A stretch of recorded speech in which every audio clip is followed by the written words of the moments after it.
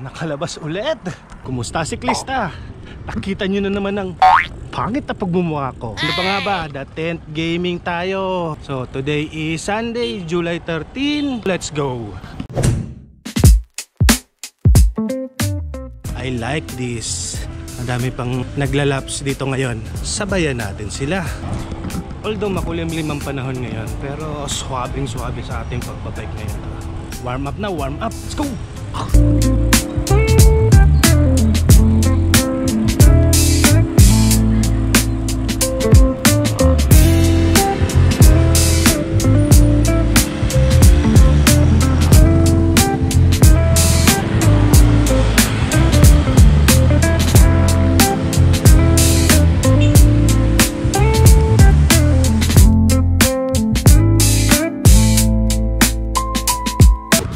Nanibago rin ako ngayong Sunday na to, no? Parang madami pa rin ang nagbabay kahit medyo late. Padyakan natin, no? Yung mabilis lang pero mabagal.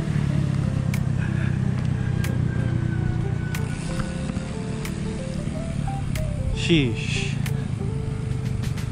O diba? Dami pang nagbabike.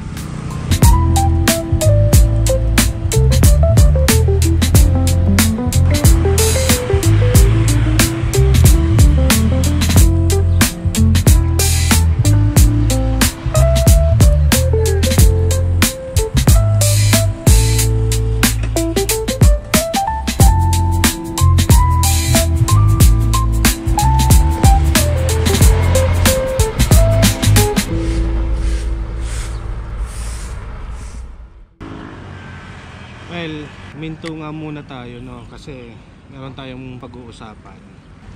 Tungkol kasi ito sa vlogging industry, lalo na sa mga siklista. May napanood lang kasi ako, no, kagabi. Hindi ko na matandaan kung kaninong channel yan. Ini-explain niya yung kung paano ang magiging pagbabago ng vlogging industry ngayon. Lalo na yung mga nasa labas na nagbablog, tulad ng mga cyclist. Kasi tungkol ito dun sa individual privacy na halimbawa na nagbablog ka sa labas tapos may mga tao kang nakukunan, so may karapatan sila na ipatanggal sila doon sa video mo or i-blur mo yung mga mukha nila. Pero hindi ko pa naman yon sigurado, no? Napanood ko lang yun sa isang creator lang din. In-explain niya kasi kung yung tungkol sa privacy na yun. More on YouTube to, no? Isa lang yan sa mga pagbabagong magaganti. Medyo marami sigurong update sila, pero yun lang yung medyo na-focus yung attention ko. So far, konting pahinga pero let's go! Kita mo get up natin. No, pang tito. Courtesy of Orion Ride yan, mga amigo. Kakailan pa lang ba ito? 9 kilometers pa lang sa 34 minutes na padyakan. Naku, masyadong mabagal kasi tayo ngayon. Basa kasi yung kalsada. Panigurado yung talsik sa likod mo, madami-dami yan. So let's go. Medyo luma na yung bala ng cleats ko. Ang hirap ng kumapit. Up. Ayan, madami-dami pa rin ang nagbabike. Tingin tayo sa likod. Yan, pwede na. Wala masyadong cyclist, motor.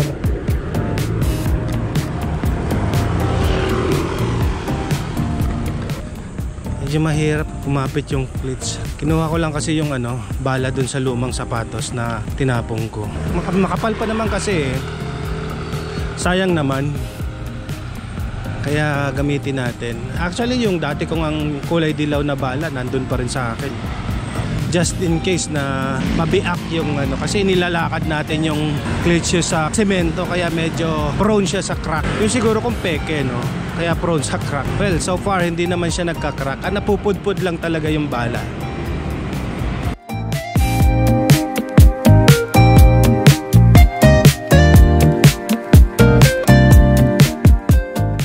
Ay, yung mga nagsusumba dito tapos na. At lumabas na rin si Haring Araw. Sana matuyo na agad tong kalsada. Parang ayoko ring pumaspa sa pagpadya kasi yung talsik sa likod. Madami pang nagsadatingan. Siguro merong ngayon, karera. Pagkakaalam ko may nagkakarera dito sa C5 eh. Hindi ko lang kung dito sa main road o dito lang talaga sa dating banda.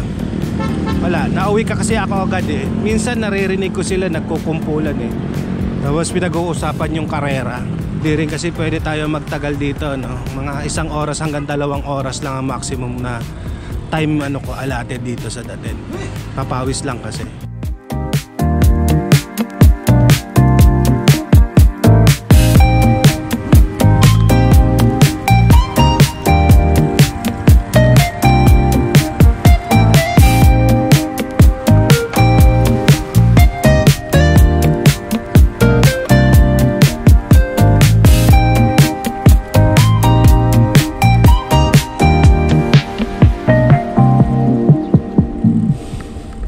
It's time to get serious na, no? Ano na natin yung crank natin sa malaki. Sabayan na natin sila. Come on, let's go! Medyo kumukulimlim na naman. Mamaya hinto tayo dun sa may tent. Picture tayo. Ito lang magpipicture, video na lang. Sige. Talaga wala kang kaensaya, no? Grabe. Parang namamanhid yung paa ko. Wala pang 1 oras na padyakan. Parang pagod na agad yung mga binti ko eh. Tingnan mo, grabe yung ulap oh. Madilim. Karamihan naman na nandun na sa tambayan para mag-snack, mag-rehydrate. The tent. Hindi na naaasikaso to, pati itong mga penso. Ano na rin. At doon sa loob, matataas na rin yung mga damo. Paulan na siguro. Medyo madilim na eh. Picture tayo dito sa dating. Unahan na natin yung pagbuhos ng ulan. Hinto tayo dito para mag-picture. Ayan. Ito ang The Tent. Wow, The Tent.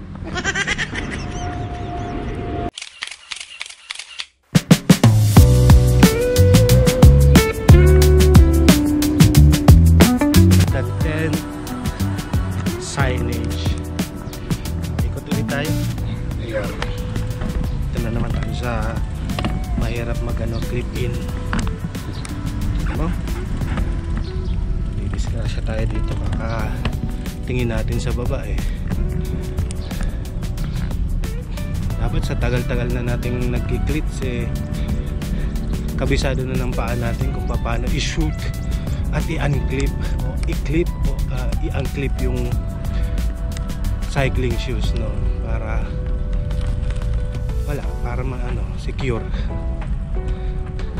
Hanggat hindi pa pumapatak yung ulan, dire-diretso lang tayo mag-bike. Sayang yung panahon na nakalabas tayo, kaya sulitin na natin.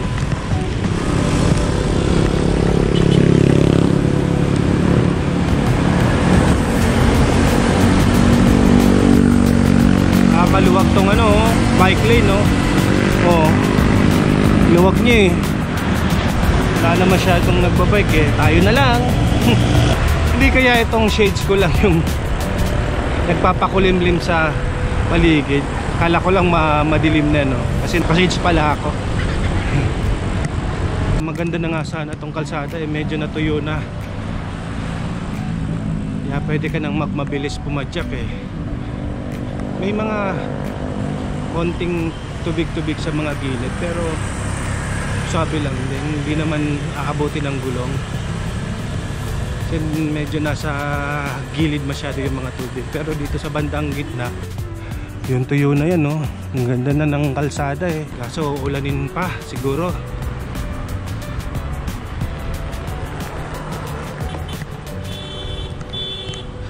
Anong meron? Busina ng busina. Polo.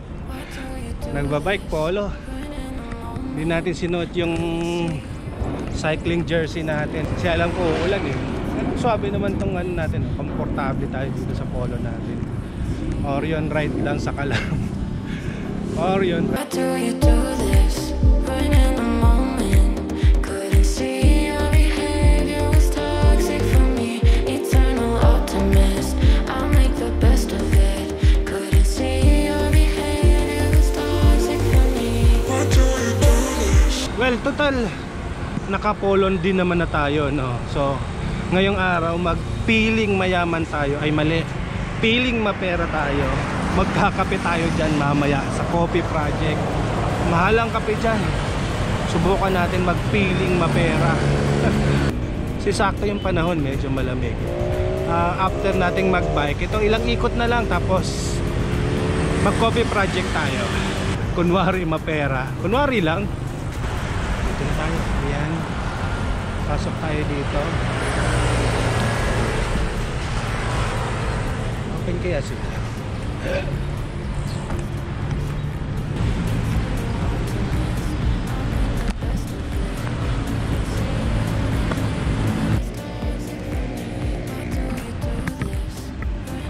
Lakad tayo. Pasok tayo.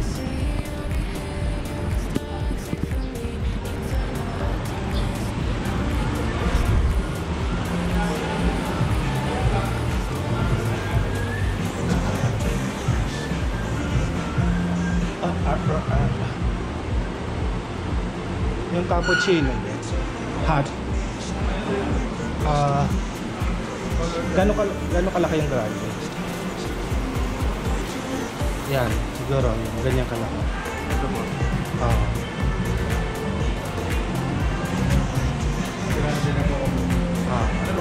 Yan lang? 185.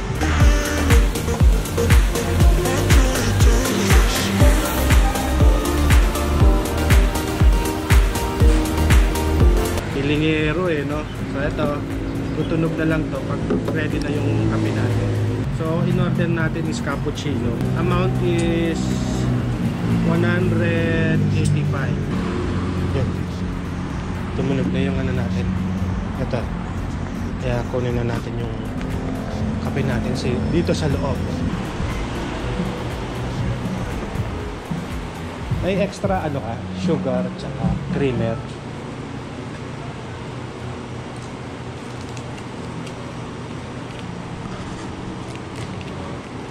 Salamat. Ito na yung coffee natin. Dito lang tayo sa labas. Ang daming grill. Okay? Ang grill. Okay, okay.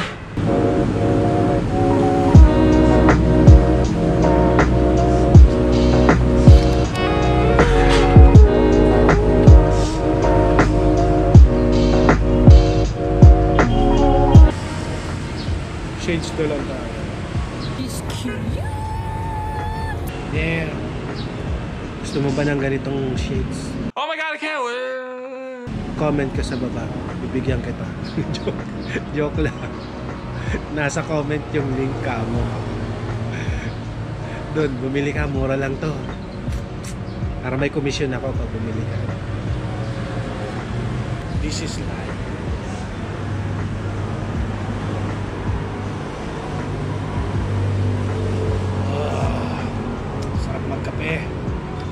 Ito yung hindi na mawawala sa akin. Simula nung pagkabata ako, nagkakape na talaga. Kahit hindi ako mag-almusal, basta may kape, solve na ang umaga. Pwede na magtrabaho ng puspusa. Yun lang, nakwento lang.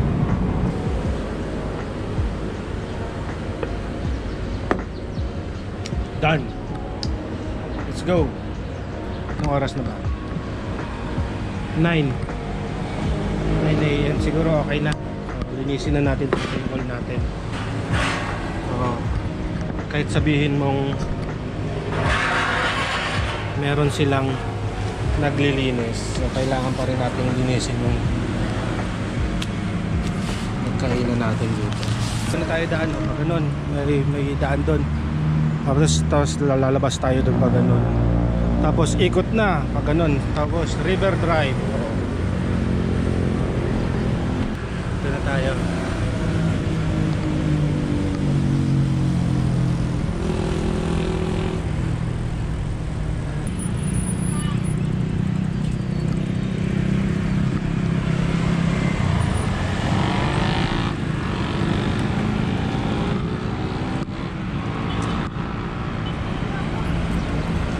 Diba? Siguro solve na rin tayo dun sa 20 kilometers na napadyak natin. Kaya uwian na. Uwian na. Uwian na. Mainit na. Maraming taxi dito. Siguro nag-uusap-usap sila kasi medyo matumal na ngayon ng mga taxi dahil sa mga move it, ganun. Mas mabilis kasi yung mga yun kaysa sa taxi. At mas mahal pa yung taxi. Kawawa nga naman yung iba. Pero tayo, uwi na. Tama ng bike. Mainit na. Pero may mga mangilan-ngilan pa rin na pumapadyak dito na kahit mainit na. Ilan natin? Actually, dalawa yung signage ng The Tent na yan. Ito yung isa. Siyempre sa mga taga rito alam yan. Malay mo napadpad ka sa channel ko, hindi mo alam yung lugar namin. Ay lugar namin. Yung lugar dito, kaya sinasabi ko na. Mema lang ba? Mema lang ba?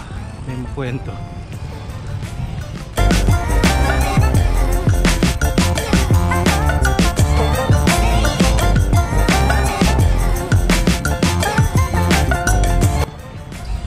Traffic na, di ba? Sakto.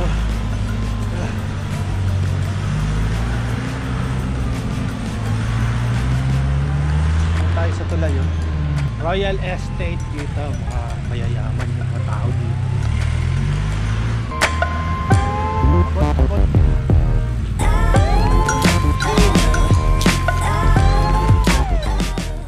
At diyan na nga, no, kung umabot ka man sa parting ito ng napakawalang kwentang video natin, maraming salamat sa'yo. Hanggang sa muli, ito nga po pala si Yebris. Maraming salamat sa panonood and ride safe mga siklista! Basta siklista, please subscribe to Yebris channel! Okay na! Kamusta siklista? Please subscribe to Yebris channel. So please whatever.